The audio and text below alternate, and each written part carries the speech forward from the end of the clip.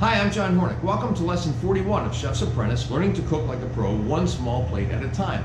This lesson is ribeye steak in Mirin pool.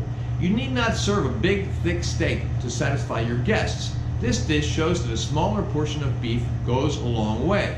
In Japan, the average beef serving size is about the size of your palm or a deck of cards. The beef here is ribeye, which is a highly marbled cut. If you can get prime beef, I recommend it.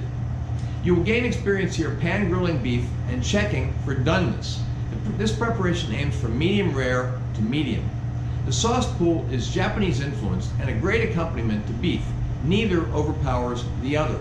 Techniques today are chopping, portioning beef, bringing to a boil, simmering, and keeping warm, making a versatile Japanese-styled sauce, seasoning and grilling, deglazing, using the slice and check method of doneness, plating, and garnishing from on high. So let's start cooking. All right, let's talk about the mise en place for lesson 41, ribeye steak in Mirin pool. We'll need 1 cup of mirin. We've used that before. We'll need to have half a cup of rice vinegar. We've used that before also. We'll need to have a half cup of brown rice vinegar. This is the Mutoku brand brown rice vinegar. We've used that before too. We need to have the juice of 1 lime, 1 tablespoon of soy sauce, about 2 tablespoons of chopped cilantro. It doesn't need to be full 2 tablespoons. You probably won't use that much. We need to have about 1/4 cup of white wine to deglaze the pan after we grill the beef. We'll need to have kosher salt and our peppermill. Now the star of this lesson is the ribeye. And this is a piece of ribeye beef, and ribeye is considered to be the most, probably considered to be one of the top cuts of beef, at least in the United States. New York Strip vies with that position, and then there are all different configurations of that. USDA has 8 different grades of beef in the United States. The top is prime, then there's choice, then there's select, and then there's standard. The other 4 you probably won't see except maybe in hamburger or prepared foods or in dog food. But this is choice beef. Prime is a little harder to find. Every Whole Foods that I've ever been in only has choice beef, not prime beef. And I got this in Whole Foods. Now we're going to need to portion this, and you can do that in a couple of ways. You can either put it on the board and then put your knife in from the side and slice it across horizontally, or you can go across the top and cut downward and get a nice half and half slice through the beef. Okay, and then we're going to cut it the other way so that we have 4 roughly equal size and roughly equal thickness portions. So these are about, I'd say, 1/2 to 3/4 of an inch thick. They're all about the same size. The description calls for 2 of these to make enough for 8 people. I'm only doing enough for 4 people tonight as a small plate. So I only am using 1 ribeye steak tonight. But by the way, all of the ingredients I gave you for the Mirin pool and the other ingredients, they were the full amount that you'll need to do servings for 8 people. Okay, so let's break now, come back, and I'll show you the equipment that we need for lesson 41. All right, the equipment that we'll need is a cutting board and chef's knife. We'll need that to chop that cilantro. We'll need a slicer to slice the beef to the proper portion size, juicer to juice the lime. We'll need to have a saucepan and spoon so that we can mix up and cook the Mirin pool. We need to have a cast iron skillet. Now I've chosen one that is big enough to hold these 4 pieces of beef comfortably. Okay, we want to have enough space around them that that they don't cool the pan down too much when they're put in there. They'll be room temperature when we start cooking them, and the pan will be hot. But if you put them in a pan that's too small, it will.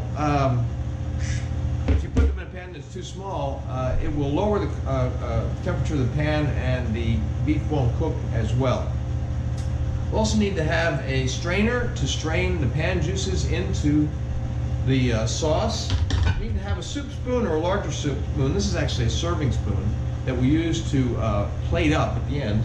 And then we need to have some plates. Now, you can either, what we'll need is a plate that has a little bit of depth to it, okay? Because there's going to be a pool, this Mirin pool in there. We don't want it to be slopping out over the edges while you're trying to serve it. So I've chosen a dish that has, it's a little bit deeper, has kind of a rim around the edge. Or you could use a shallow bowl. All right, that's all the equipment. Let's break, come back, and start cooking. Okay, the first thing we're going to do is bring to a boil the Mirin, the rice vinegar, the brown rice vinegar, the lime juice,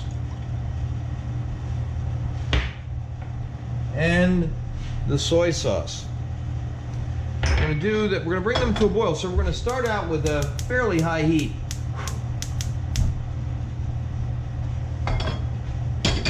Stir them up.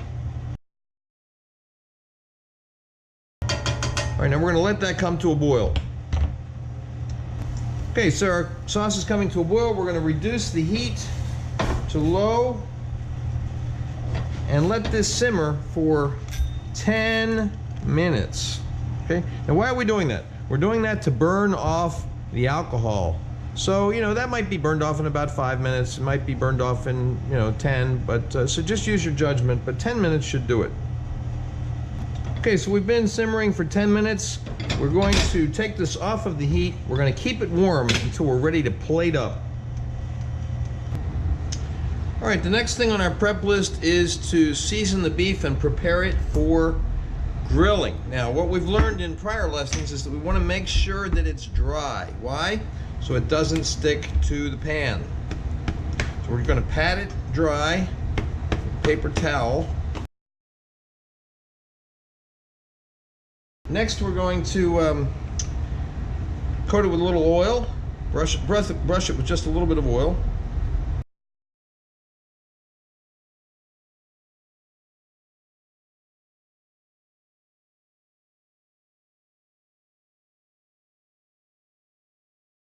Again, why do we do that? So it doesn't stick. Then we're going to season it. A little bit of salt on both sides and then a little bit of pepper.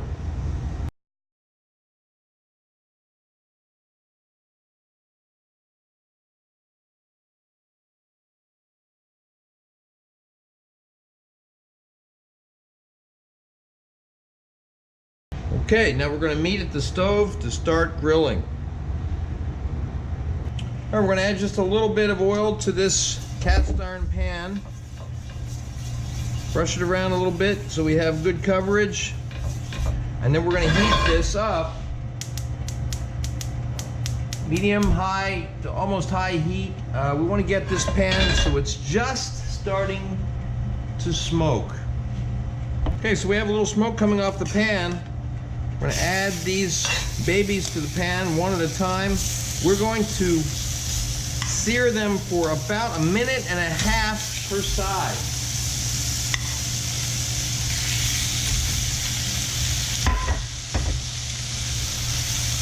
Now, how do you judge that? You just have to look at the thickness. You have to start to get a feel for it. It's better to put them on for less time than for more time. You can always put them back on. So these are, as I said before, they're about 1/2 to 3/4 inch thick, and 3 minutes total may be enough to get them to medium rare.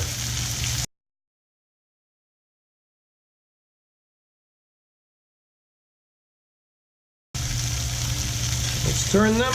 Looking good. 1.5 minutes on the other side.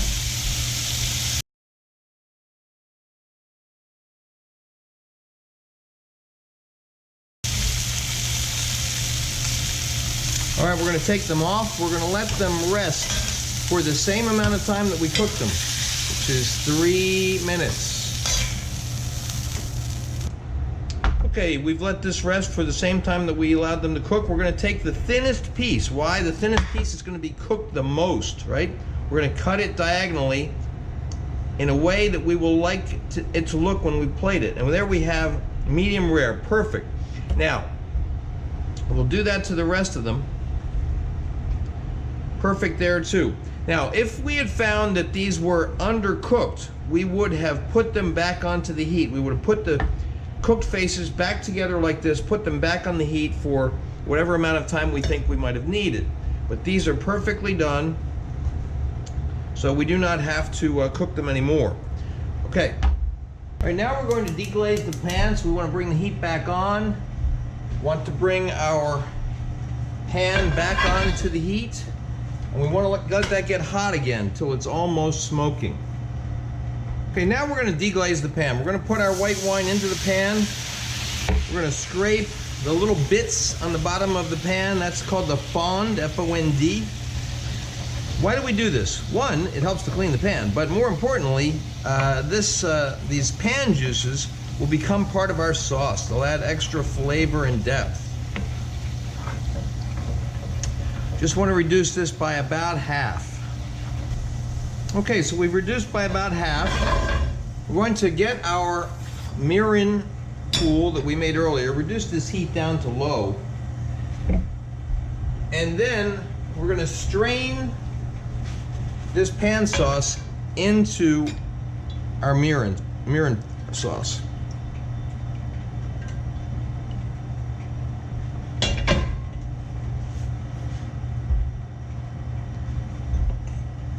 Stir it up. Gives it a nice color, nice depth, and taste. Good. Okay, it's time to plate. We're going to take some of our Mirin sauce. We're going to just put a little bit of it, you know, it's about a tablespoon and a half or so. You have to look at how much you have and the fact that you're making for 8 people and judge how much you can use in each plate. There's no reason to save any. And we're going to put one piece down on its side and the other one kind of on an angle, artfully on the plate. Then we want to garnish from on high. Remember, on high means to lift whatever you're sprinkling about 18 inches above the plate. It gives it a nice distribution on the plate. And then we want to do a little twist of pepper.